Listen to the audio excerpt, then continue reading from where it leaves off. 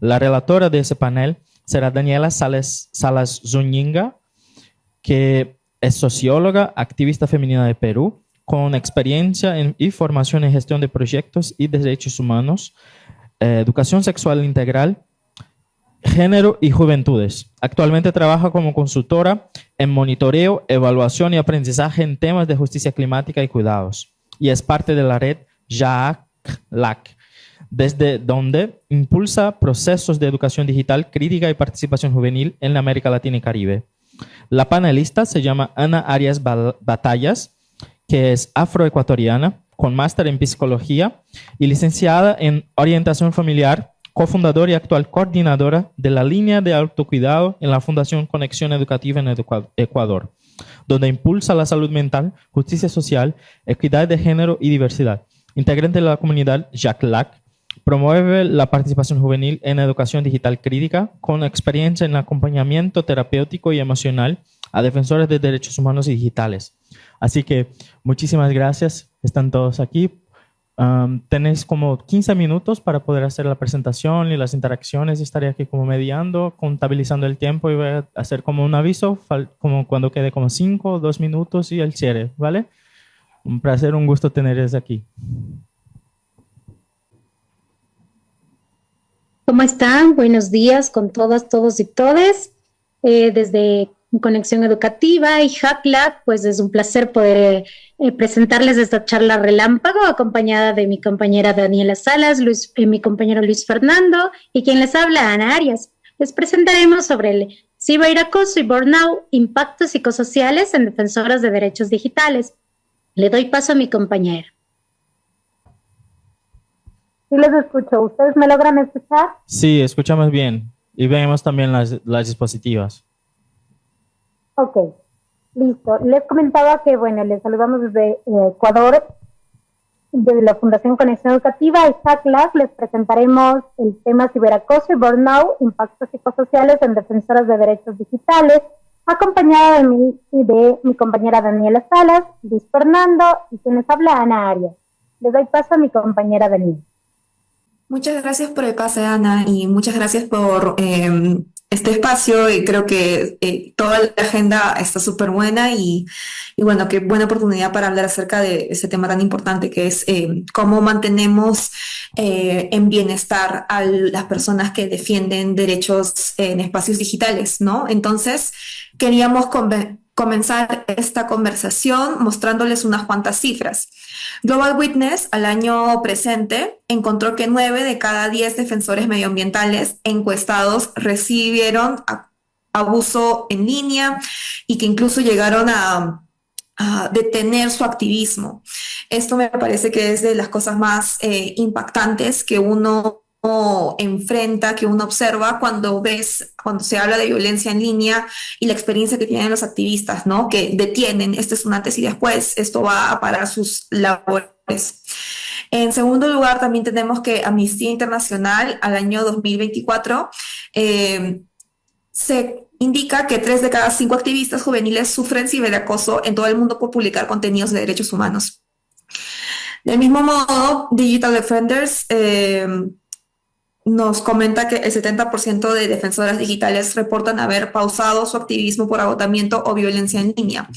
Y creo que todas estas cifras son muy reveladoras respecto a lo muy menoscabado que puede estar el bienestar, la salud de las personas que están al frente en estas luchas sociales que se pueden dar en espacios digitales como en espacios presenciales, ¿no? Entonces, vamos a definir qué cosa es el ciberacoso y qué cosa es el burnout. En primer lugar, comentarles que el burnout entendemos por esto como el agotamiento derivado de la sobrecarga emocional, autoexigencia y exposición continua a contenidos violentos. Algunos síntomas del burnout son la fatiga crónica, la desmotivación, la pérdida de sentido y las dificultades para desconectarse. Entre justamente los activistas por derechos humanos, el tema de la desmotivación puede ser algo que vaya a parar su trayectoria defendiendo estos derechos. Ciberacoso, por su parte, se trata de una intimidación por medio de las tecnologías digitales. Son ataques que pasan más de una vez aunque no necesitan pasar más de una vez para que lo sean, que buscan silenciar o desacreditar a las defensoras. Entre los impactos se encuentra tal vez la hipervigilancia, el miedo a la exposición, ya tener un cambio de hábitos en el activismo, ¿no? Sentirse retraído. Y si vemos la intersección de estos dos temas, tanto el burnout como el ciberacoso, vamos a identificar que el ciberacoso alimenta el burnout y el burnout por su parte debilita la capacidad de respuesta ante el acoso digital. Esto, como les venía diciendo, va a impactar tremendamente la trayectoria de las defensores de derechos humanos en Internet, y por eso es tan preocupante, ¿no? Porque si tú les estás quitando todas las capacidades, recursos de acción a estas personas, ¿cómo vamos a activar estas redes que se van formando en Internet, estas comunidades? Y básicamente quitarles el poder. Y con esto ya le doy el pase a Anita. Gracias. Y efectivamente les hemos traído cuáles son estos impactos psicosociales en las defensoras de derechos digitales y las diversidades, ¿no? Tenemos impactos psicológicos, sociales, colectivos y políticos. Dentro de estos impactos psicosociales, los psicológicos están el estrés crónico, la ansiedad, la depresión, el burnout, los trastornos del sueño. El ciberacoso afecta en gran medida a nuestras defensoras y diversidades de derechos digitales, y también a los hombres que están en esta lucha y defensa de los derechos. Pero ahora nos preguntamos, ¿qué estamos haciendo, no? En América Latina y el mundo, las defensoras de derechos digitales enfrentan violencia en línea, como el acoso, la dinamización, la vigilancia, el doxing, que tienen también un impacto y relevancia en el ámbito social. En el ámbito social está presente el aislamiento. Algunas defensoras se alejan de redes y espacios colectivos por miedo o también por esta saturación digital que tienen. La desconfianza, temor a la infiltración, a la traición, a dentro de grupos digitales que sea alguien infiltrado y pueda obtener datos de ellas y poder ser divulgados de una forma negativa para su reputación, su colectivo y su lucha y defensa. Tenemos también la fragmentación comunitaria, la estigmatización, el discurso de odio y la desinformación buscan dañar esta reputación, generando la exclusión o pérdida de la legitimidad de cada una de las defensoras. En el ámbito colectivo y político tenemos el silenciamiento, la censura. Varias personas que son censuradas a través de este ciberacoso, inclusive algunos medios digitales, son censurados debido a esta lucha de defensas de derechos digitales, de derechos humanos, de derechos de la naturaleza. Entonces, para poder tener estas represalias hacia los defensores, hacia esa lucha, hacia ese activismo que realizamos, se encuentra presente la censura, el silenciamiento, la desmotivación y abandono del activismo, que en casos ya muy extremos lo realizan, porque es tanto el acoso, es tan invisibilizado esta práctica de violencia, que de una u otra manera no encuentran esa salida, ese soporte para poder motivarse y tener un acompañamiento adecuado y poder salir del ciberacoso o el burnout al cual se ven expuestas por el mismo trabajo, por la lucha, por el activismo que realizan. La normalización, como les venía mencionando, el colapso también del tejido organizacional, porque se ve fragmentado, debilitado por todo este acoso, por por la falta de estrategias también colectivas de cuidado, que debilitan al movimiento y a las redes juveniles, colectivos de defensa de derechos. La invisibilización del cuidado, se ha vuelto muy naturalizada la violencia, sin percatarse que el impacto que tenemos es también a manera personal. No es solo que se queda en nuestro teléfono o en nuestra computadora, sino esto se perpetúa y a nuestra realidad tenemos estos impactos.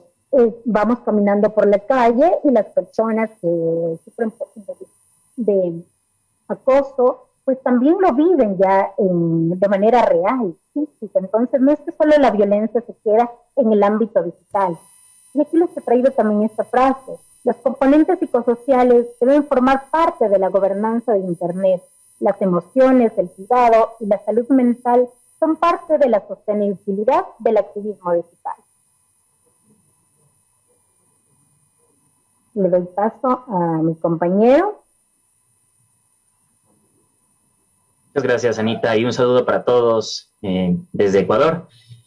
Algo súper fuerte también es que este ciberacoso se extiende mucho más allá a través de ciertas infraestructuras críticas. Por ejemplo, puede llegar a existir un monitoreo constante de los defensores de derechos humanos a través de la propia infraestructura de telecomunicaciones de los operadores de cada país.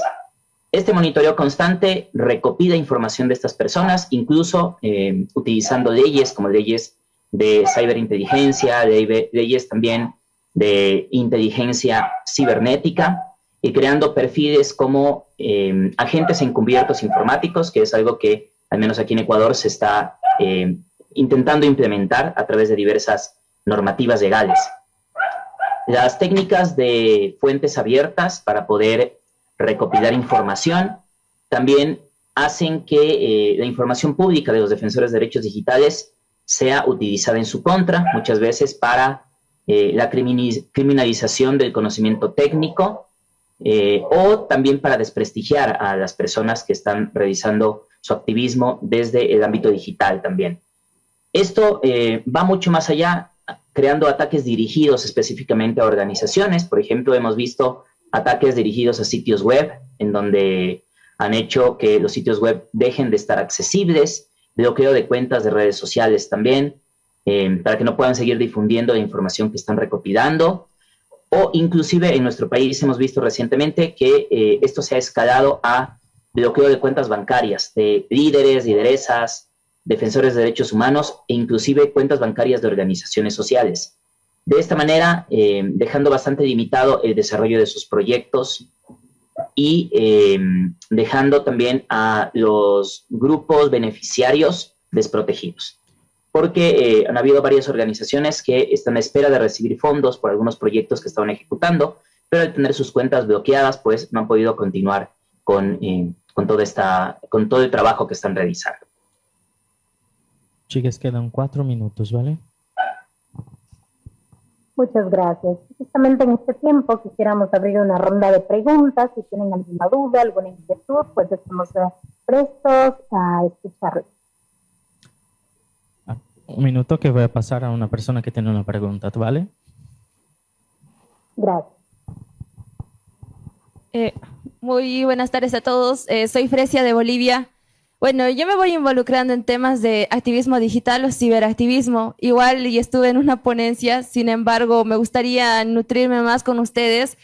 ¿Cómo nosotros podríamos, como ciberactivistas, tomar medidas para que proteger en lo más posible nuestra información, ¿no? Porque como ciberactivistas, como bien lo dijeron, se corren muchos riesgos. Entonces, algunas recomendaciones que puedan dar ustedes frente a todo lo que han tocado, porque es lo mismo que en algún momento se presenta, ¿no? A un ciberactivista. Bueno, eso sería por mi parte. Gracias, chicos. Muchas gracias por la pregunta. Vamos a dar respuesta desde la parte psicosocial y también desde la parte técnica que podemos realizar. Desde la parte psicosocial, nosotros podemos activar redes de apoyo psicosocial, protocolos internos de bienestar digital, formación en autocuidado y gestión emocional, acompañamiento clínico o comunitario especializado en trauma digital, tiempo de descanso y desconexión para tener una mejor planificación y también para poder gestionar nuestras emociones y estar atentos y alertas a ataques de ciberacoso y que esto no lleguemos a tener un estado de burnout por todo el colapso que se nos viene en este momento justamente de la violencia digital al cual estamos expuestos.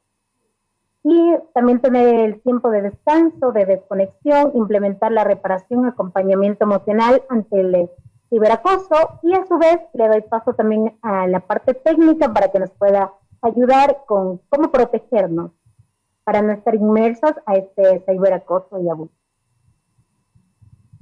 Bueno, algunas recomendaciones que podríamos dejarles. Primero, intentar mantener una separación en cuanto a nuestras cuentas de activismo y nuestras cuentas personales, no utilizar las mismas cuentas para nuestras actividades cotidianas y también para todo el trabajo de defensa de derechos humanos que hacemos. La utilización de seudónimos también cuando realizamos diferentes acciones, si es que son acciones muy técnicas. En cuanto a si tenemos un sitio web, podríamos protegerlo utilizando herramientas como Deflect o Cloudflare para evitar ataques de denegación de servicios y de preferencia intentar que los sitios web sean sitios web estáticos, porque en caso de una pérdida del sitio por cualquier método técnico que se esté utilizando, un sitio estático puede ser más fácilmente reestructurado, puede ser más fácilmente levantado de forma rápida. Y también, en algunos casos, un sitio estático puede llegar a ser un poco más seguro que un sitio dinámico, debido a que no tiene un motor detrás que puede ser atacado. Es simplemente un contenido estático al que vamos alimentando. Utilizar herramientas de VPN para la protección de nuestras comunicaciones, utilizar Tor para comunicaciones cifradas, correos electrónicos seguros también como ProtonMail, pueden ser algunas de las recomendaciones, y creo que es fundamental también vincularse con comunidades de defensa de derechos digitales, ya que ahí pueden haber ciertas herramientas para poder activar fondos de emergencia, fondos de ayuda, poder contrarrestar ciertas situaciones que se puedan estar dando. Eso, algo rápido como para poder ir brindándoles algunas recomendaciones. Un minuto, chicos. Si tal vez tenemos alguna otra pregunta, duda, pues estamos prestos a escucharles. Y también ¿tenemos alguna pregunta? Presencial no tenemos ninguna otra pregunta, pero invitamos a las personas que están en el espacio virtual para que si tengan puedan poner escrito o levantar las manos. Listo. Y como para ir finalizando, pues también queremos incitar a la importancia de poder, desde la gobernanza de Internet, implementar estos cuidados colectivos, ¿no? Cuidarnos, protegernos, porque no somos solamente el espacio virtual, sino somos seres que sentimos, pensamos y actuamos. Por ello, necesitamos poder implementar actividades de salud mental que fortalezcan nuestro bienestar integral como defensores de derechos digitales. Es importante en cada una de nuestras organizaciones, colectivos, poder darnos ese tiempo de restaurar esa parte, de autocuidarnos, de tener protocolos de bienestar colectivo para poder, para poder enfrentar estas actividades que realizamos día a día y poder tener herramientas de cuidado frente al ciberacoso, al burnout y varias otras otros impactos psicosociales que se generan desde el mismo activismo que realizamos. Eso es lo que les podríamos compartir. Fue un gusto, un placer poder acompañarles de manera virtual. Estamos prestos a